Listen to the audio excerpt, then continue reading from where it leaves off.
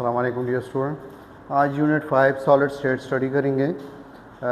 इनसे एमडीके सिलेबस के मुताबिक सॉलिड स्टेट ये यूनिट नंबर 5 है और इससे किस तरह के एमसीक्यूज़ बन सकते हैं। तो मुख्तसर सा यूनिट बनाया है इससे। तो नंबर 1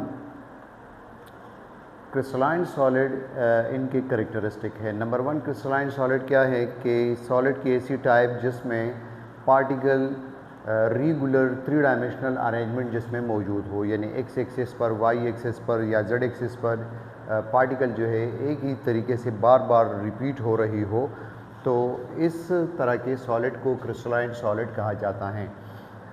एक्स एक्सिस या वाई एक्सिस, जेड एक्सिस पर एटम्स भी हो सकते हैं, मालिक्यूल भी हो सकते हैं, आयन भी हो सकते हैं। जैसे मेटल जो है एटम से मिलकर बनते हैं, मालिक्यूल आइस जो है ये मालिकुलर सॉलिड है, यानी ये मालिक्यूल से बना होगा। इसी तरह जितने भी आयोनिक कंपाउंड है उसमें आयन पर वो मुश्तमिल होंगे। तो आपके पास रिपीटिंग यूनिट 3 डायमेंशनली जो है वो आयन भी हो सकते हैं, मालिक्यूल भी हो सकते हैं, एटम भी हो सकते हैं। इनके कैरेक्टरिस्टिक क्या है? क्रिस्टलाइन सॉलिड की शार्प मेल्टिंग पॉइंट होगी। शार्प मेल्टिंग पॉइंट का मतलब कि एक ही डिग्री सेल्सियस पर या एक ही डिग्री पर सब्सटेंस का पूरा मेल्ट हो जाना without raising mercury, without raising temperature. आपके पास टेम्परेचर जो है नहीं बढ़ेगा, मरकरी ऊपर नहीं जाएगी और एक ही डिग्री पर पूरे का पूरा सॉलिड जो है लिक्विफाई हो जाएगा, मेल्ट हो जाएगा। जैसे आप अगर आइस क्यूब ले लें और उसमें थर्मामीटर हम लगा दें तो 0 डिग्री सेल्सियस से मरकरी जो है ये ऊपर नहीं जाएगी जब तक पूरा का पूरा आइस जो है ये वाटर में कन्वर्ट ना हो जाए। तो शार्प मेल्टिंग पॉइंट ये क्रिस्टलाइन सब्सटेंस की एक प्रॉपर्टी है। एनाइसोट्रोपिक प्रॉपर्टी क्रिस्टलाइन सब्सटेंस की ऐसी खसूसियत जिसमें हम क्रिस्टल को जब रोटेट करते हैं तो इनके फिज़िकल प्रॉपर्टीज़ में चेंज आता है। जैसे मेरे पास ये मार्कर है, अगर हम इस साइड से इनके ऊपर फोर्स लगाएंगे ब्रेक करने के लिए तो कम फोर्स रिक्वायर होगा, लेकिन अगर इनको हम रोटेट करें तो अब ज़्यादा फोर्स लगेगा। इसी तरह जब क्रिस्टलाइन सब्सटेंस को रोटेट करते हैं तो उसके रिफ्रैक्टिव इंडेक्स में, उनके थर्मल कंडक्टिविटी में, उनके इनके अलावा जो है उनका इलेक्ट्रिकल कंडक्टिविटी, इसमें जो है चेंज आएगा। जैसे आपके पास ग्रेफाइट है, ग्रेफाइट का हेक्सागोनल शेप होगा और ये हेक्सागोनल शेप जो है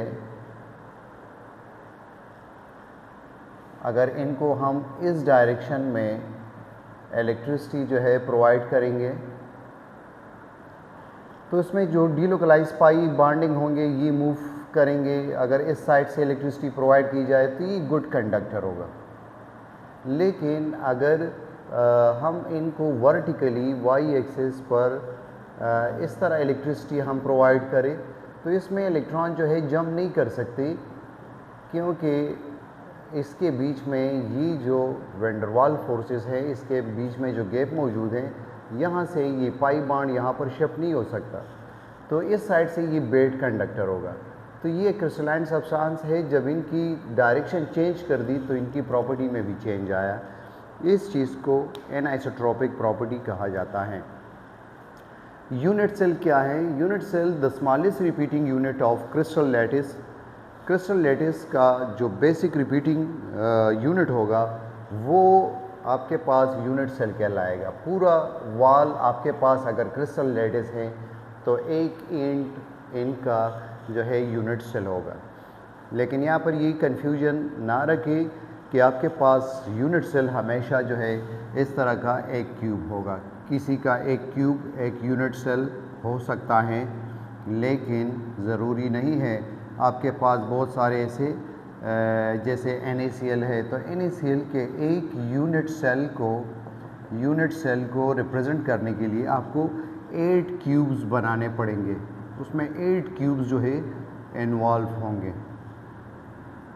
इसी तरह यहाँ पर ये इस तरह 8 क्यूब्स से आप उनके बेसिक स्ट्रक्चर को ये डिपेंड करेगा कि आपके पास एक पार्टिकल के सराउंड में उनका कोऑर्डिनेशन नंबर क्या है, कितने पार्टिकल उसके सराउंड में मौजूद है। जैसे एक सोडियम के सराउंड में 6 क्लोराइड होंगे और एक क्लोराइड के सराउंड में 6 सोडियम होंगे। तो यूनिट सेल आपके पास एक सैम्पल क्यूब भी हो सकता है और आपके पास more than one unit cube combine करके किसी का यूनिट सेल हो सकता है। तो ये हमेशा जो है इस तरह नहीं होगा कि ये बेसिक यूनिट सेल है, बल्कि ये एक क्यूब है। तो किसी का एक क्यूब यूनिट सेल भी हो सकता है, लेकिन हर वक्त इस तरह नहीं होगा। जैसे मैंने कहा कि आपको अगर यूनिट सेल रिप्रेजेंट करना है NaCl का, तो 8 क्यूब्स उसके लिए रिक्वायर होंगे। इनके अलावा क्लीवेज प्रॉपर्टी, जितने भी क्रिस्टलाइन सब्सटेंस हैं उसमें एक मखसूस एंगल पर, एक मखसूस प्लेन पर ये हमेशा ब्रेक होते हैं और ये उनका एक वीक पॉइंट होता है।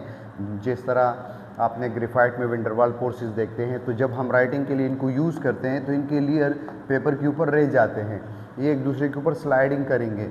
तो आपके साथ जो है इनका जो इस तरह कोवेलेंट बॉन्ड ब्रेक नहीं हो सकता, बल्कि इनके बीच में जो ये वेंडरवाल फोर्सेस हैं यहाँ से ये स्लिप होगा एक दूसरे के ऊपर।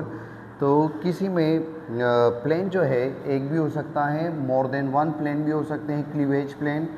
तो ये क्रिस्टलाइन सब्सटेंस की एक प्रॉपर्टी है कि ये इनमें एक मखसूस प्लेन मौजूद होगा जिसे क्लीवेज प्लेन कहा जाता है।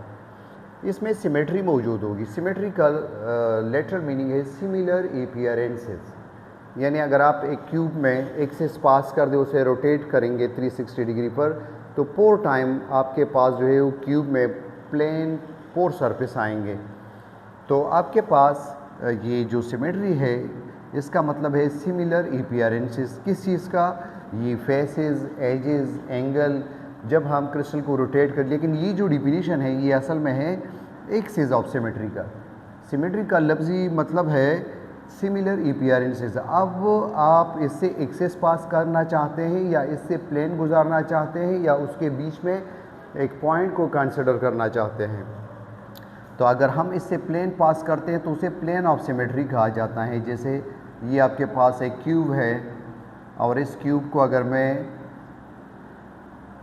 इस तरह ब्रेक कर दूं कि इनसे हम एक प्लेन पास करते हैं वर्टिकली, और इस तरह पास कर दूं कि दोनों हाफ पार्ट जो है एक दूसरे के बिल्कुल मिरर इमेज हो, तो मैं इसको कहूँगा कि प्लेन ऑफ सिमेट्री है। प्लेन ऑफ सिमेट्री के मज़ीद दो टाइप्स होते हैं। डायगोनल प्लेन ऑफ सिमेट्री, जब आप अपोजिट कार्नर इस कार्नर के साथ जो है प्लेन आप इस तरह पास कर दें, तो इनको डायगोनल प्लेन ऑफ सिमेट्री कहा जाता है। टोटल आपके पास एलिमेंट ऑफ सिमेट्री जो है ये 23 है। उसमें फिर आपके पास axis of symmetry 13, plane of symmetry 9 और 1 जो है सेंटर ऑफ सिमेट्री।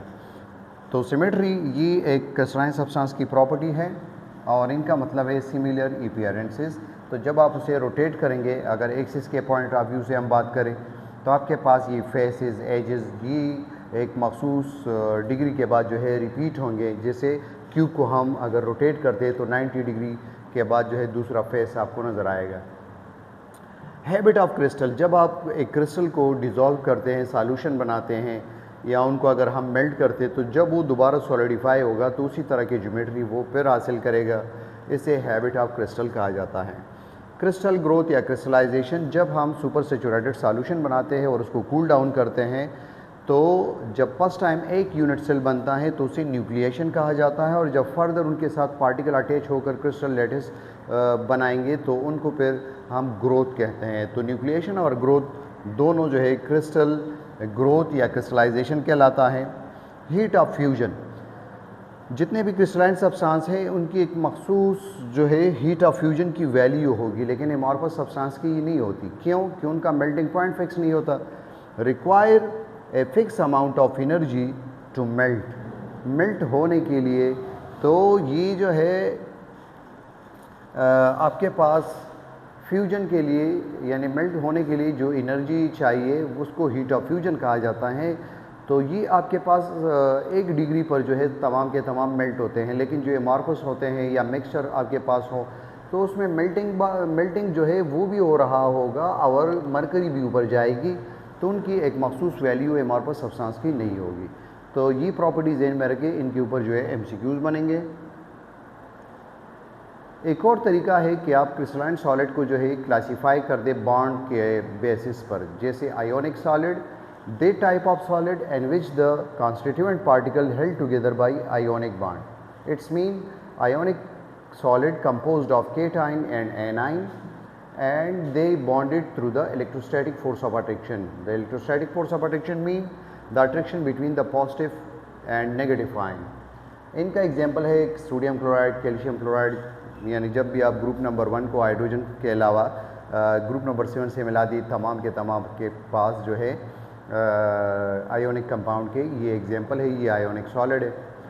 कोवेलेंट या network solid, they type of solid in which the constituent particle held together by the covalent bond and they form a network, they composed of atom and held together by the covalent bond. इनकी example है diamond, silicon dioxide, यानी ये covalent bond इसमें मौजूद होगा और ये मुसलसल जो है इस तरह कंटिन्यूसली एक नेटवर्क इन्होंने बनाया होगा। या सिलिकॉन डाइऑक्साइड क्या चीज़ है? सैंड का फार्मूला यूनिट है, तो इसमें भी आपके पास जो है बार बार ये रिपीट होगा इसी तरह, तो इससे एक यूनिट ये लिया है। तो फार्मूला यूनिट सिर्फ आयोनिक कंपाउंड में नहीं होता, कोवेलेंट में भी फार्मूला यूनिट होता है। मेटालिक सॉलिड क्या है? मेटालिक सॉलिड आपके पास the constituent particle held together by metallic bond. Metallic bond किस चीज़ पे मुश्तमिल होगा? Fix positive ion and delocalise electron, क्योंकि जब आपके पास ये मेटल से के एक एटम से दूसरे एटम में यहाँ से इलेक्ट्रॉन यहाँ पर आएंगे, क्योंकि वहाँ पे इलेक्ट्रॉन फिक्स नहीं होते, तो आपके पास ये इलेक्ट्रॉन जब यहाँ पर शिफ्ट होंगे तो यहाँ पर पॉजिटिव आयन बनेगा। तो इसलिए हम डिफ़ाइन करते हैं कि fix positive ion and freely moving electron के बीच में जो अट्रैक्शन होगा इसको मेटालिक सॉलिड, इनको मेटालिक बॉन्ड कहेंगे और इस सब्सटेंस को मेटल कहेंगे। तो ये मेटालिक सॉलिड, इसमें मेटालिक बॉन्ड होगा। जितनी भी मेटल्स हैं, कॉपर, आयरन, सिल्वर, गोल्ड, और जितने भी एलाय है, एलाय भी मेटल से मिलकर बनते हैं, तो ये मेटालिक सॉलिड इनके एग्जाम्पल है। Molecular solid, they type of solid in which the constituent particle held together by van der Waals forces. Van der Waals forces intermolecular forces के ज़रिए कनेक्ट होंगे, तो वो मज़ीद आप क्लासीफाई कर सकते हैं वैन डर वाल फोर्सेस, इसमें डाइपोल, इंड्यूस डाइपोल, और ये एक अलग कैटेगरी में रखेंगे हाइड्रोजन बॉन्ड, जैसे आइस जो है ये हाइड्रोजन बॉन्ड और carbon dioxide I2 non polar है, इसमें लंडन डिस्पर्जन फोर्स बीच में मौजूद होगा। तो ये बॉन्ड के बेसिस पर आपके पास जो है ये क्लासीफाई किया गया है। इनके अलावा आपके पास ऐसे कौन से फैक्टर है जिससे आयोनिक सॉलिड, हम सिर्फ आयोनिक सॉलिड को डिस्कस कर रहे हैं कि इनकी ज्योमेट्री, इनका स्ट्रक्चर, इनका शेप जो है किस चीज़ के ऊपर डिपेंड करता है कि वो इससे इफ़ेक्ट हो। तो एक है रेडियस रेशो। रेडियस रेशो क्या है? केटाइन और एनाइन के रेडियस के बीच में जो रेशो होती है वो रेडियस रेशो कहलाता है। और इसमें आप देखिए पॉजिटिव केटाइन का जो रेडियस रेशो है वो डायरेक्ट रिलेशन में है रेडियस रेशो के साथ। तो जब केटाइन का साइज़ बड़ा होगा, उनका रेडियस बड़ा होगा, तो रेडियस रेशो इनका आंसर बढ़ाएगा। तो आपके पास सोडियम और क्लोराइड, इनके एग्जाम्पल को देखिए, इनका 102 पिकोमीटर और क्लोराइड का 181 पिकोमीटर, इनका 0.564 ये रेडियस रेशो आता है। तो इसके लिए एक टेबल बनाया है कि जब रेडियस रेशो आपके पास इस रेंज में हो तो इनका स्ट्रक्चर ये होगा। जैसे आपके पास सोडियम और क्लोराइड का 0.564 ये रेडियस रेशो है, तो ये इस रेंज में आता है 0.414, 0.732। ये जो है आपके पास ऑक्टाहेड्रल ज्योमेट्री देगा और इनका कोऑर्डिनेशन नंबर 6 होगा। कोऑर्डिनेशन नंबर 6 का मतलब कि केटाइन से सराउंड में एनाइन कितने मौजूद है या एनाइन के सराउंड में केटाइन कितने मौजूद है, वो नंबर कोऑर्डिनेशन नंबर कहलाता है। जैसे हम कहते हैं कि एक सोडियम के सराउंड में 6 क्लोराइड होते हैं, तो इनका कोऑर्डिनेशन नंबर 6 होगा। जैसे जैसे आपके पास रेडियस रेशो बढ़ेगी तो इसका मतलब कि केटाइन का साइज़ बढ़ रहा है, और जब वो बढ़ेगा तो इनके सराउंड में जो है पार्टिकल के बीच में रिपल्जन जो है कम होगी, वो एक स्टेबल क्रिस्टल जो है बना सकते हैं, और उनके सराउंड में नंबर ऑफ एनाइन की तादाद जो है वो भी डिफरेंट होगी। तो उनकी ज्योमेट्री डिफरेंट आएगी जब आपके पास रेडियस रेशो में चेंज आएगा। जैसे आपके पास लेस देन 0.155 अगर ये रेडियस रेशो हो तो ये जो है लीनियर इनका स्ट्रक्चर होगा और इनका कोऑर्डिनेशन नंबर 2 होगा। लेकिन आयोनिक कंपाउंड में इनकी एग्जांपल नहीं है, क्योंकि जब केटाइन इतना स्मॉलर हो तो एनाइन जो है वो एक दूसरे के साथ जो है रिपल्जन शो करेंगे, तो ये एक स्टेबल आयोनिक कंपाउंड इसमें नहीं बन सकता। तो ये जो हमारे पास लीनियर और ट्राइगोनल प्लेनर है ये आयोनिक कंपाउंड में नहीं है, लेकिन अगर ये हम कोवेलेंट के ऊपर अप्लाई कर दे और दो टर्मिनल एटम हो तो आपके पास वो लीनियर ज्योमेट्री बनाते हैं, जैसे बेरिलियम क्लोराइड, लेकिन ये कोवेलेंट है। इसी तरह BCl3, तो ये आपके पास जो है ट्राइगोनल प्लेनर ये ज्योमेट्री है, लेकिन आयोनिक में ये मौजूद नहीं, ये कोवेलेंट है खुद। आयोनिक में इस तरह का एग्जांपल नहीं है। आयोनिक में आप ये याद रखिए कि आपके पास टेट्राहेड्रल, ऑक्टाहेड्रल और क्यूबिक बॉडी सेंटर क्यूब, ये एग्जांपल हमें मिलते हैं। तो जैसे ज़ीरो ये अगर वैल्यू हो रेडियस रेशो आपके पास 0.155 से 0.225 तक अगर आ जाए तो ट्राइगोनल प्लेनर, लेकिन इनकी एग्जांपल नहीं है। और 225 से 0.414 तक ये टेट्राहेड्रल होगा। और ये आपकी ने अभी NaCl के एग्जांपल में देगा कि 0.414 से लेकर 0.732 जब ये रेडियस रेशो इस रेंज में हो तो उनका कोऑर्डिनेशन नंबर 6 होगा, उनकी ज्योमेट्री ऑक्टाहेड्रल होगी। इनका एग्जांपल NaCl, मैग्नीशियम ऑक्साइड ये हैं। इसी तरह 0.732 से 1 तक इनका कोऑर्डिनेशन नंबर 8 होगा और इनका बॉडी सेंटर क्यूबिक, यानी आपके पास ये क्यूब है और ये क्यूब के बीच में जो है आपके पास जो है एक पार्टिकल जो है ये मौजूद है। तो इनका ये 8 पार्टिकल के साथ जो है इस तरह ये इनके साथ अट्रैक्शन होगा, तो ये बॉडी सेंटर क्यूब कहलाता है BCC। Caesium chloride, barium oxide ये इनकी एग्जांपल है। और जब 1 या 1 से ग्रेटर हो तो इनका भी हमें आयोनिक में एग्जांपल नहीं मिलता, ये इनकी एग्जांपल मेटल में हमें मिलता है और इनका कोऑर्डिनेशन नंबर 12 होगा।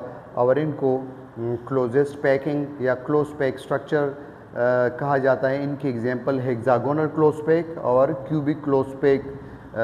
जब भी सरफेस के ऊपर भी पार्टिकल हो, कॉर्नर के ऊपर भी हो, तो बीच सेंटर में मौजूद हो तो उसके लिए जनरली क्लोज पैकिंग ये टर्म यूज़ करते हैं। तो HCP, CCP जो है आपके पास इनकी एग्जांपल है, लेकिन ये हमें मेटल में मिलते हैं, आयोनिक कंपाउंड में ये मौजूद नहीं है। इनके अलावा दूसरा फैक्टर है आयोनिक कंपाउंड के ज्योमेट्री शेप को इफेक्ट करने का, हाइयर चार्ज या चार्ज ऑफ आयन। आपके पास जितना ज़्यादा चार्ज होगा उतनी ज़्यादा एनर्जी होगी, तो उतना ज़्यादा स्टेबल क्रिस्टल लैटिस बनेगा। जैसे सोडियम और क्लोराइड के ऊपर जो है पॉजिटिव +1 -1, तो इनसे -7 की 786 किलो जूल पर मोल एनर्जी रिलीज़ होगी, इनकी लेटिस एनर्जी है। या इस तरह भी कह सकते हैं कि इनको ब्रेक करने के लिए इतनी एनर्जी रिक्वायर होगी। मैग्नीशियम के ऊपर +2 चार्ज है तो यहाँ पर इनकी एनर्जी भी ज़्यादा है, लेटिस एनर्जी -25-26 किलो जूल पर मोल। तो एक तो ज्योमेट्री आप एनर्जी के बेस पर एक्सप्लेन कर सकते हैं कि कौन सा स्टेबल है कौन सा नहीं। दूसरा मतलब हम इससे ये ले सकते हैं कि आयन केटाइन के ऊपर जब चार्ज चेंज होगा तो उनका साइज़ भी चेंज होगा। जब इनका साइज़ चेंज होगा तो उसके सराउंड में एनाइन की तादाद भी मुख्तलिफ होगी। जैसे आपके पास आयरन +2 जो है इनका साइज़ बड़ा होगा तो इनका कोऑर्डिनेशन नंबर जो है 6 है और ये ऑक्टाहेड्रल इसकी ज्योमेट्री होगी। लेकिन जब ये +3 फॉर्म में होगा तो +3 से 3 इलेक्ट्रॉन निकले हैं, तो अभी रिमेनिंग इलेक्ट्रॉनों को प्रोटॉन न्यूक्लियस जो है ज़्यादा अट्रैक्ट करेगा, इनका साइज़ स्मॉलर होगा। इसमें कोवेलेंट नेचर भी आ सकते हैं अगर बहुत ज़्यादा स्मॉलर हो। ऑर्गेनिक में यहाँ जो हम पढ़ते हैं फाजान रूल, तो ये जो है जब +3 फॉर्म में होगा तो ये टेट्राहेड्रल और इसकी कोऑर्डिनेशन नंबर जो है 4 होगी। इसी तरह मैंगानीज़ के एग्जांपल को देखिए, जब +2 फॉर्म में है तो ऑक्टाहेड्रल ज्योमेट्री, कोऑर्डिनेशन नंबर 6, और जब +4 फॉर्म में है तो फिर टेट्राहेड्रल। ये क्यों कम हो गई? इनके सराउंड में जो है 6 यानी +2 के सराउंड में 6 एनाइन मौजूद है, लेकिन +4 में 4 मौजूद है, इसलिए कि इनका साइज़ जो है स्मॉलर है। जितने ज़्यादा इलेक्ट्रॉन निकलेंगे उनका साइज़ स्मॉलर होता चला जाएगा, तो इसके सराउंड में एनाइन की तादाद कम होगी। तो इनकी ज्योमेट्री जो है चेंज होती चली जाएगी। तो चार्ज जो है केटाइन के ऊपर ये इनको इफ़ेक्ट करता है। तीसरा है इफ़ेक्ट ऑफ टेम्परेचर। तो दोनों साइड से आप इनको एक्सप्लेन कर सकते हैं। जब आप टेम्परेचर इंक्रीज़ करेंगे तो उनको लेटिस एनर्जी प्रोवाइड होगी और पार्टिकल की काइनेटिक एनर्जी बढ़ेगी, उनके बीच में डिस्टेंस बढ़ेगा, तो वो मेल्ट होना शुरू हो जाएगा, तो ज्योमेट्री डिस्ट्रॉय हो जाएगी। दूसरा ये भी कह सकते हैं कि जब सुपर सैचुरेटेड सॉल्यूशन को हम सडनली टेम्परेचर को ड्रॉप करते हैं तो उसमें क्रिस्टलाइजेशन का प्रोसेस प्रॉपर तरीके से नहीं होगा, आयन अपनी जगह पर प्रॉपरली नहीं पहुंच सकते, तो आपके पास क्रिस्टल जो है वो इफेक्ट होगा। जैसे यहाँ पर एक है शॉर्ट की डिफेक्ट कि जब आप सडन ड्रॉप करेंगे तो ये यहाँ पर ये वैकेंसी आ गई, यहाँ पर आयन अपने पोजीशन पर नहीं पहुँचे। और दूसरा आपके पास है फ्रैंकल डिफेक्ट कि मौजूद तो है लेकिन अपनी पोजीशन पर मौजूद नहीं है अभी, तो फ्रैंकल डिफेक्ट ये क्रिस्टल में ये डिफेक्ट आ गया। इसी तरह 4 नंबर है इम्प्योरिटी की वजह से। जैसे आपके बुक में है कि अगर हम NaCl में 10% यूरिया ऐड कर दे तो उनका जो 3 डायमेंशनल स्ट्रक्चर फिर नहीं बनेगा, फिर जो है सिर्फ x एक्सिस या y एक्सिस के ऊपर उनकी ग्रोथ होगी। इम्प्योरिटीज़ से क्या होगा, एक तो इंटरस्टिशियल डिफेक्ट ये आ सकता है, यानी ये क्रिस्टल के अपने पार्टिकल जो है ये मौजूद है और इसमें ये इम्प्योरिटी बीच में आया, तो इनको इंटरस्टिशियल डिफेक्ट कहेंगे। और जब वो उस क्रिस्टल के अपने आयंस को रिप्लेस कर दे तो इसको फिर कहेंगे सब्स्टिट्यूशनल डिफेक्ट। तो ये टेम्परेचर की वजह से ऊपर वाले ये दो शॉर्ट की और फ्रैंकल डिफेक्ट और ये इम्प्योरिटी की वजह से इंटरस्टिशियल और सब्स्टिट्यूशनल डिफेक्ट ये आ सकते हैं। फिर आपके पास है टाइप्स ऑफ क्रिस्टलाइन सॉलिड का आयोनिक सॉलिड और मॉलिक्यूलर सॉलिड। इनके कैरेक्टरिस्टिक को याद रखना है, इनके ऊपर MCQs बनेंगे। तो नंबर 1 हमें ऑलरेडी पता है, नाम से ज़ाहिर है, आयोनिक सॉलिड जो है वो केटाइन एनाइन से मिलकर बने होंगे और आयोनिक बॉन्ड के ज़रिए एक दूसरे के साथ बॉन्डेड होंगे। जब भी आप ग्रुप नंबर 1 और 2 के ग्रुप नंबर 1 में हाइड्रोजन लिथियम के अलावा और सेकंड ग्रुप में बेरिलियम के अलावा इन दो फर्स्ट और सेकंड ग्रुप में इन 3 एलिमेंट के अलावा इनको आप ग्रुप नंबर 7 के साथ मिला दे तो ये सारे आपके आयोनिक कंपाउंड हैं। तो इससे आप पहचान सकते हैं फार्मूले से। तो ग्रुप नंबर और पीरियड लाजिमी याद रखिए, पीरियोडिक टेबल से आपका बहुत आसानी होगी टेस्ट में। इनके आयोनिक सॉलिड के कैरेक्टरिस्टिक को याद रखने के लिए आप सिर्फ NaCl डेली लाइफ में हम यूज़ करते हैं, उनके प्रॉपर्टी तमाम आयोनिक सॉलिड के ऊपर अप्लाई कर दे। NaCl की high melting and boiling point होगी, तो तमाम जितने भी आयोनिक कंपाउंड हैं उनका मेल्टिंग और बॉइलिंग पॉइंट हाई होगा क्योंकि इसमें स्ट्रांग आयोनिक बॉन्ड मौजूद होगा। ये हार्ड होते हैं बट ब्रिटल होते हैं, इसमें बेंड नहीं आएगा मेटल की तरह, बल्कि जिस तरह हम उर्दू में कहते हैं चूर चूर हो जाएगा जब इनके ऊपर प्रेशर अप्लाई होगा, क्योंकि उसके सिमिलर आयन एक दूसरे को फेस करते हैं तो रिपल्जन स्टार्ट कर देते हैं।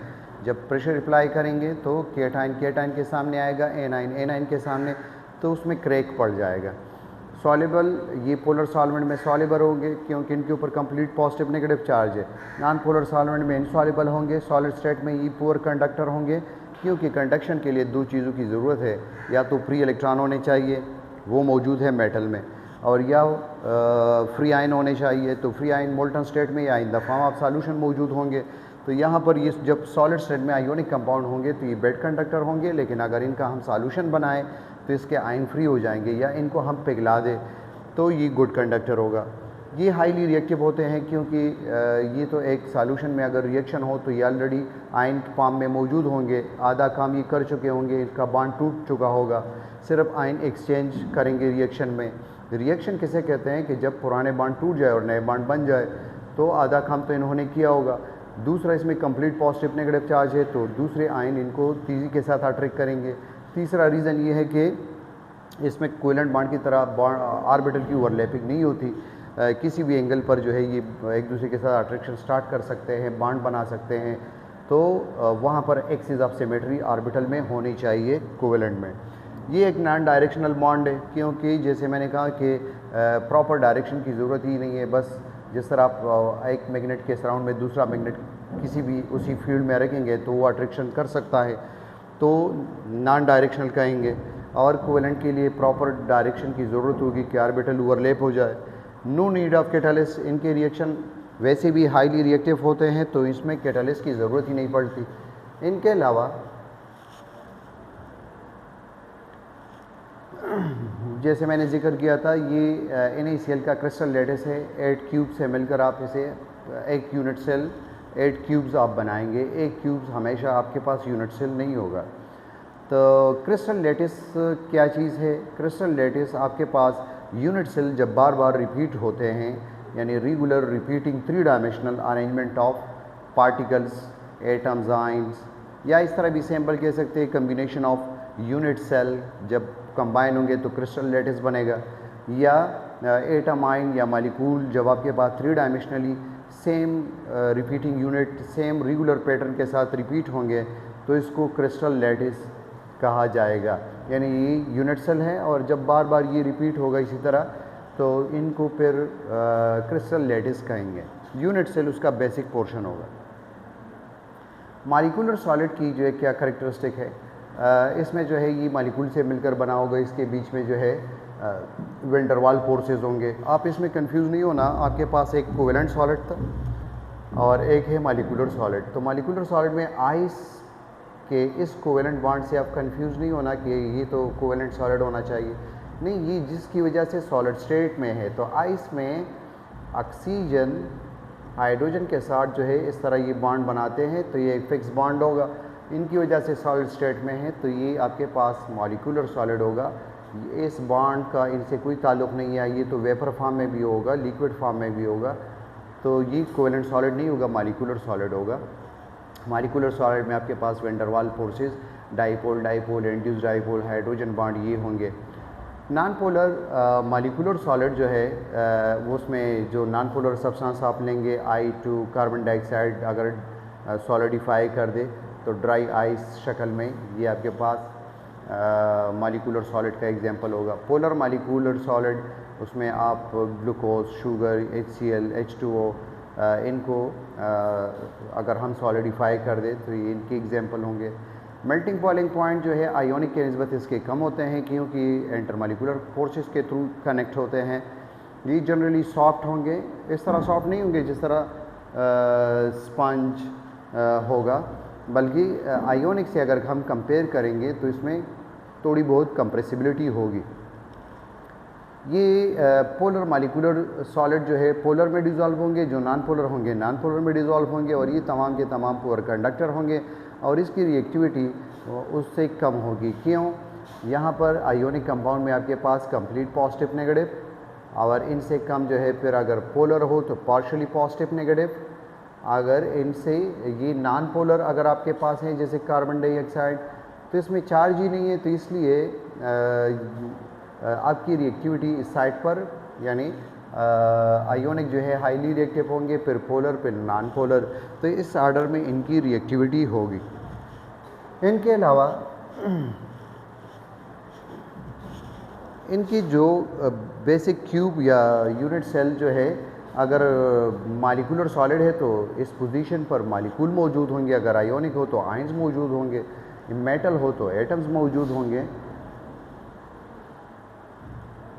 क्रिस्टल लैटिस जिस तरह हमने डिफ़ाइन किया कि 3 डायमेंशनल अरेंजमेंट है, किस चीज़ का, एटम का, आयंस का या मॉलिक्यूल का, इनको हम जो है क्रिस्टल लैटिस कहेंगे, क्रिस्टलाइन सॉलिड, और इनका जो बेसिक 3 डायमेंशनल यूनिट होगा तो उसको यूनिट सेल कहेंगे। यूनिट सेल के 3 टाइप होते हैं,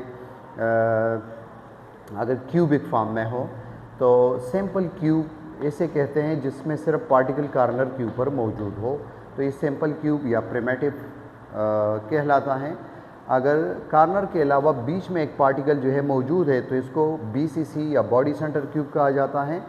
अगर हर एक कार्नर के ऊपर तो सब में होंगे, अगर हर एक फेस के ऊपर पार्टिकल मौजूद हो, आपके पास 6 फेसेस होते हैं क्यूब में, लेफ़्ट राइट, टॉप बॉटम और फ्रंट बैक, तो 6 फेसेस के ऊपर भी अगर पार्टिकल हो और कार्नर के ऊपर भी तो इनको FCC या फेस सेंटर क्यूबिक कहा जाता है। इनके अलावा एक और टाइप होगा कि जब क्यूब के अपोजिट फेसेस के ऊपर अगर 2 पार्टिकल हो, लेफ़्ट राइट या टॉप बॉटम, बैक फ्रंट, तो इनको ECC एंड सेंटर क्यूबिक इनको कहा जाता है। तो ये क्यूब के मुख्तलिफ फॉर्म हैं, क्लासीफाई किया इसको।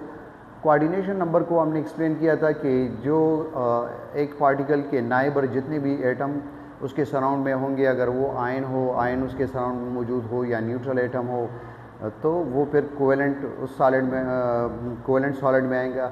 यहाँ तो हम आयोनिक एक्सप्लेन करते हैं, तो आयन के सराउंड में मज़ीद जितने आयन उसके सराउंड में होंगे उस तादाद को कोऑर्डिनेशन नंबर कहा जाता है।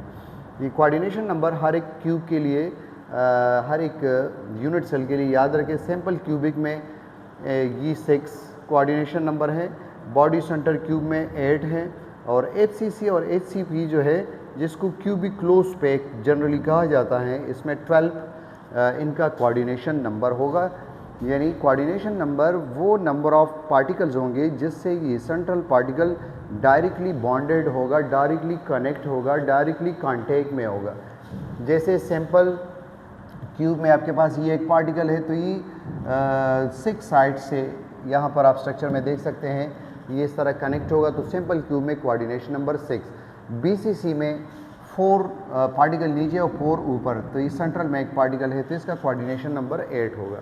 और जो आपके पास फेस सेंटर क्यूबिक या हेक्सागोनल क्लोज पैक, और इन दोनों को जनरली क्यूबिक क्लोज पैक कहा, तो ये एक सेंट्रल पार्टिकल है, 4 यहाँ एक प्लेन में मौजूद है, 4 जो सरफेस के ऊपर है, और 4 जो बराबर का जो क्यूब होगा उसमें उनके साथ इनका इंटरेक्शन होगा, तो टोटल ये 4 3 12 ये पार्टिकल इसके सराउंड में है, तो इनका कोऑर्डिनेशन नंबर 12 होगा। इसी तरह हेक्सागोनल क्लोज पैक को देखिए, बीच में ये सेंट्रल पार्टिकल इसके सराउंड में 6 एक प्लेन में मौजूद है, 3 ऊपर और 3 जो है नीचे मौजूद हैं, तो ये हेक्सागोनल क्लोज पैक का ये स्ट्रक्चर है, इनका भी कोऑर्डिनेशन नंबर 12 होगा। लेटिस एनर्जी क्या है कि 1 मोल ऑफ आयोनिक कंपाउंड को ब्रेक करने के लिए जितनी एनर्जी रिक्वायर होगी उनको हम लेटिस एनर्जी कहेंगे, या इस तरह कहें कि 1 मोल आयोनिक कंपाउंड जब बनता है उससे जितनी एनर्जी रिलीज़ होगी उनको लेटिस एनर्जी कहा जाता है। लेकिन अगर आयोनिक कंपाउंड के बजाय कोवेलेंट कोई मॉलिक्यूल हो और उसमें हम बॉन्ड ब्रेक का जिक्र करें, फॉर एग्जांपल ये आपके पास ऑक्सीजन, हाइड्रोजन, इनको जब हम ब्रेक करेंगे तो इसको टर्म यूज़ करेंगे बॉन्ड एनर्जी। और आयोनिक कंपाउंड में लेटिस एनर्जी, जैसे आपके पास है NaCl, तो इनको जब ब्रेक करेंगे तो इनके लिए लेटिस एनर्जी। और अगर आपके पास जो है इस तरह मेटल है, जैसे कापर के एटम्स ही मौजूद हैं, तो इनको जब ब्रेक करेंगे तो इनके लिए जो एनर्जी उनको कोहेसिव एनर्जी कहेंगे। हाँ, आयोनिक का जो है कूलम्स लॉ इनके ऊपर अप्लाई कर सकते हैं। जितना चार्ज का मैग्नीट्यूड बढ़ेगा, जैसे +1 -1 के बीच में जो अट्रैक्शन होगा, यहाँ पर अगर +2 -2 हो तो मज़ीद ज़्यादा होगा, +3 -3 हो तो मज़ीद ज़्यादा होगा। तो force of attraction product of charge magnitude इनके साथ डायरेक्ट रिलेशन में होगा। अगर इन आयन के बीच में अगर डिस्टेंस बढ़ेगी तो फोर्स ऑफ अट्रैक्शन कम होगा, तो ये इनके बीच में डिस्टेंस। इसके क्या फैक्टर्स हैं? अगर आयंस के ऊपर चार्ज जो है ये ज़्यादा है, जैसे मैंने कहा +1 के बजाय +2 +3 इस तरह, तो आपके पास अट्रैक्शन ज़्यादा होगी, लेटिस एनर्जी भी ज़्यादा होगी, और इससे ज़्यादा एनर्जी जब रिलीज़ होगी तो ये क्रिस्टल ज़्यादा स्टेबल होगा, स्ट्रांग होगा, हाई मेल्टिंग बॉइलिंग पॉइंट होगी। आयन का साइज़ जब छोटा होगा तो उसके बीच में अट्रैक्शन ज़्यादा होगी, तो लेटिस एनर्जी ज़्यादा होगी। जैसे लिथियम क्लोराइड और सोडियम क्लोराइड को हम कंपेयर करें, तो लिथियम टॉप में मौजूद है, सोडियम उसके नीचे मौजूद है ग्रुप में, तो सोडियम का साइज़ लार्जर होगा, तो लिथियम क्लोराइड की लेटिस एनर्जी ज़्यादा होगी सोडियम क्लोराइड से। Down the group lattice energy decrease होगी साइज़ बढ़ने की वजह से, और left to right nuclear charge बढ़ने की वजह से लेटिस एनर्जी इंक्रीज़ होगी। लेकिन फिर उसमें जो है आगे जाएंगे तो उसमें कोवेलेंट कैरेक्टर डोमिनेंट होगा, पासजान रूल अप्लाई होगा। Relation to the physical properties, जैसे मैंने कहा कि लेटिस एनर्जी ज़्यादा हो तो melting point, boiling point, hardness और उनकी सॉल्युबिलिटी में डिक्रीज़ आएगा, तो इससे ये गवर्न करते हैं लेटिस एनर्जी। आपको अगर मुख्तलिफ कंपाउंड गिवन हो, magnesium oxide, sodium chloride, potassium chloride, किसकी लेटिस एनर्जी ज़्यादा है, तो यहाँ पर +2 -2 चार्ज है मैग्नीशियम ऑक्साइड में, तो इनकी ज़्यादा होगी। यहाँ पर +1 -1, और यहाँ पर भी +1 - 1 है, लेकिन पोटाशियम ग्रुप में नीचे मौजूद है सोडियम से, तो इनका साइज़ बड़ा होगा, तो इस वजह से इनकी लैटिस एनर्जी की ये सीक्वेंस होगी।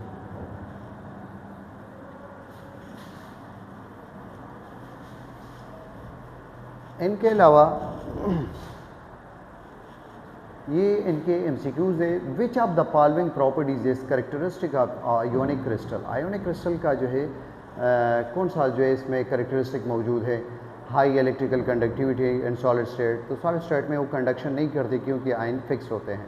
लो मेल्टिंग पॉइंट उसका ग्रेटर होगा। तो third number option high melting point and conductivity only in molten state, तो सी नंबर ऑप्शन करेक्ट है। कोऑर्डिनेशन नंबर सोडियम का जो है NaCl में वो 6 है। अगर सोडियम को हम रिप्लेस कर दें लार्जर रेडियस यानी जिसका साइज़ बड़ा हो, तो रेडियस रेशो अगर बढ़ जाए तो which structural change would most likely. अगर हम NaCl में दूसरा ऐसा आयन रख दें कि उनका साइज़ इससे बड़ा हो तो क्या होगा? तो इससे कोऑर्डिनेशन नंबर बढ़ेगा क्योंकि इसके सराउंड में एनाइन की तादाद जो है ज़्यादा आएगी पहले के निस्बत। सोडियम का साइज़ जो है छोटा था, तो इनकी ज्योमेट्री चेंज होगी। कोऑर्डिनेशन नंबर जो है वो increase to 8। A crystalline solid has the body centre cubic structure. What is the number of atom per unit cell. एक यूनिट सेल में कितने एटम होंगे, उसका कोऑर्डिनेशन नंबर क्या होगा? अगर BCC, तो BCC में हमने पढ़ा था कि बॉडी सेंटर क्यूब इसके सराउंड में 8 पार्टिकल है, तो इसका कोऑर्डिनेशन नंबर 8 होगा। अब इसमें 2 एटम कहाँ से आए?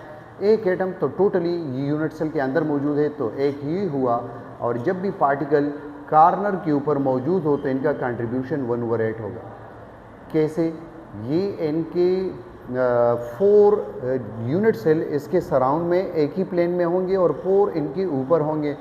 तो जैसे ये है, तो एक आपके पास जो है इस डायरेक्शन में यहाँ पर तो ये 4 यूनिट सेल के साथ जो है यहाँ पर कनेक्ट होगा। 4 यूनिट सेल यहाँ पर आप ऊपर रख दे तो इनका एक यूनिट सेल के साथ जो है 1/8 कंट्रीब्यूशन होगा। जब फेस के ऊपर पार्टिकल मौजूद हो तो ये 2 यूनिट सेल के साथ हाफ आएगा, तो ये 1/2 फेस के लिए, और जब एच के ऊपर हो तो ये 1/4 कंट्रीब्यूशन होगा इनका, क्योंकि 4 यूनिट सेल के साथ कंबाइन होंगे। तो ये रेशो याद रखें। तो यहाँ पर बॉडी सेंटर क्यूब में 8 पार्टिकल है और 1/8 कंट्रीब्यूशन है, तो इनसे 1 आंसर आएगा और 1 यहाँ मौजूद है। तो टोटल जो है ये 2 एटम्स पर यूनिट सेल यहाँ पर आएंगे और कोऑर्डिनेशन नंबर 8 होगा। तो बी नंबर ऑप्शन 2 and 8 ये एक इनके पर यूनिट सेल 2 पार्टिकल और कोऑर्डिनेशन नंबर 8। इनका जो है crystalline solid differ from an amorphous solid because a crystalline solid has कौन सा प्रॉपर्टी है क्रिस्टलाइन सॉलिड की जो एमॉर्फस से मुख्तलिफ होगी? तो आपको क्रिस्टलाइन सॉलिड को मद्देनज़र रखते हुए इसमें प्रॉपर्टी ढूंढनी है। No definite melting point, crystalline की एक मखसूस मेल्टिंग पॉइंट होती है, sharp melting point. Definite and sharp melting point, तो बी नंबर ऑप्शन जो है ये सही है, इनका एक शार्प मेल्टिंग पॉइंट होगा। The regular three dimensional arrangement of particle in a crystalline solid is called. इसे हम क्रिस्टल लैटिस कहते हैं जब 3-डायमेंशनल रेगुलर अरेंजमेंट मौजूद हों। Which property is shown by the crystalline solid but not by amorphous. कौन सी खसूसियत है जो क्रिस्टलाइन सॉलिड शो करते हैं लेकिन एमॉर्फस शो नहीं करते? आइसोट्रोपी ये एमॉर्फस का है, एनाइसोट्रोपी ये क्रिस्टलाइन का है। इर्रेगुलर शेप ये एमॉर्फस का है, ग्रेजुअल सॉफ्टनिंग ये भी एमॉर्फस का है। तो एनाइसोट्रोपी जिसमें हमने कहा था कि जब हम क्रिस्टल को रोटेट करते हैं तो उसके प्रॉपर्टी में चेंज आएगा, फिजिकल प्रॉपर्टीज़ में उनकी वैल्यू चेंज होगी। तो ये क्रिस्टलाइन सॉलिड की एक खसूसियत है। क्रिस्टलाइन सॉलिड है लॉन्ग रेंज ऑर्डर। एमॉर्फस कुछ ऐसी भी है कि इसमें शॉर्ट रेंज मौजूद हो, लेकिन क्रिस्टलाइन सॉलिड में लॉन्ग रेंज ऑर्डर मौजूद होगा, यानी आपके पास जो रिपीटिंग यूनिट होगी बड़ी हद तक जो है वो उसी पैटर्न के साथ मौजूद होंगे। Which of the following is not a type of crystalline solid. Amorphous जो है ये क्रिस्टलाइन सॉलिड नहीं है। मेटालिक कोवेलेंट आयोनिक ये हमने पढ़े, मॉलिक्यूलर सॉलिड जो है वो पढ़ा, तो ये एमॉर्फस नहीं होंगे। The smallest repeating unit in crystal lattice is called unit cell कहेंगे। Which crystalline solid has the highest melting point. तो इसमें कोवेलेंट नेटवर्क सॉलिड जो है इसकी ये ज़्यादा होगी, हमारा जहन जो है आयोनिक या मेटालिक की तरफ जाता है।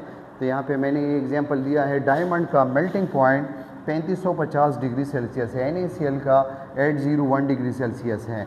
और टंगस्टन फिलामेंट, टंगस्टन मेटल जो है, इनका सब मेटल में इनका हाईएस्ट मेल्टिंग पॉइंट है वो 3422 डिग्री सेल्सियस। और आइस जो है एक मॉलिक्यूलर सॉलिड है वो 0। तो आपके पास ये याद रखें, जो कोवेलेंट सॉलिड या नेटवर्क सॉलिड होते हैं उनका डायमंड, ग्रेफाइट, इनका मेल्टिंग पॉइंट ज़्यादा होगा। डायमंड किस चीज़ का एग्जांपल है? कोवेलेंट सॉलिड का। Ionic crystal, the particles are held together by, ionic में नाम से ज़ाहिर है आयोनिक बॉन्ड होगा, मेटालिक सॉलिड में मेटालिक बॉन्ड होगा और कोवेलेंट सॉलिड में कोवेलेंट बॉन्ड होगा। और जो आपके पास मॉलिक्यूलर सॉलिड है उसमें इंटर मॉलिक्यूलर फोर्सेस होंगे, वो डाइपोल डाइपोल भी हो सकता है, इंड्यूस डाइपोल भी हो सकता है और हाइड्रोजन बॉन्ड भी हो सकता है। Crystalline solid differ from an amorphous solid because the crystalline solid has, crystalline solid differ करते हैं एमॉर्फस सॉलिड से। क्यों? इस जैसे ये पिछले स्लाइड पे अभी मौजूद था, ये 2 दफ़ा रिपीट हुआ है। Which of the following is a molecular solid held together bye hydrogen bond? तो कापर में हाइड्रोजन बॉन्ड नहीं होता, डायमंड में भी नहीं, सोडियम क्लोराइड। आपके पास आइस जो है ये एग्जांपल है। आयोडीन और नेप्थलीन जो है ये एग्जांपल ऑफ सॉलिड है। The that sublime easily, this is because they are, ये मॉलिक्यूलर सॉलिड होते हैं और वीक वैंडरवाल फोर्स इसके बीच में मौजूद होते हैं, इसलिए इसमें सब्लिमेशन प्रोसेस होगा। सब्लिमेशन क्या है? जब हम सॉलिड को डायरेक्टली गैसियस स्टेट में चेंज करते हैं। The ratio of the radius of the cation to the radius ratio of the anion, an ionic compound is called radius ratio, इसको कहेंगे जब केटाइन को एनाइन से के रेशो से डिवाइड, रेडियस से डिवाइड करेंगे। The radius ratio of ionic compound primarily determine, radius ratio उसकी जो है ज्योमेट्री और कोऑर्डिनेशन नंबर जो है ये इससे हमें ये पता चलता है कि इसका क्या शेप होगा और क्या कोऑर्डिनेशन नंबर होगा। क्योंकि जब रेडियस रेशो बढ़ेगी तो आपके पास उनके सराउंड में, केटाइन के सराउंड में एनाइन की तादाद ज़्यादा आएगी। ये अभी इससे एक्स्ट्रा स्लाइड है ये, जो हमारे पास क्रिस्टलाइन सॉलिड होते हैं, सिंपल क्यूबिक, टेट्रागोनल, आर्थोरम्बिक, हेक्सागोनल, इनको ट्राइक्लिनिक, इनको मोनोक्लिनिक, रोम्बोहेड्रल ये कहा जाता है। लेकिन ये इस दफ़ा इसमें मौजूद नहीं है, आप सिर्फ देख सकते हैं। Later on explain by the August Bravais 1848 में इन्होंने ये क्लासीफाई किया है। 7 crystal system propose by the Christian Samuel Weiss 1815 में इन्होंने एक्सप्लेन किया था। बाद में इनको जो है मज़ीद क्लासीफाई किया और इसमें कि 90 से एंगल कम है या ज़्यादा है या पिक्स 90 है, तो ऐसे बहुत सारे क्रिस्टल मौजूद हैं। तो ये 7 क्रिस्टल सिस्टम ये बनाया है। तो ये था सॉलिड स्टेट और इनके MCQs। इसमें फिर भी अगर कोई कन्फ्यूजन हो तो आप कमेंट सेक्शन में बता सकते हैं। शुक्रिया।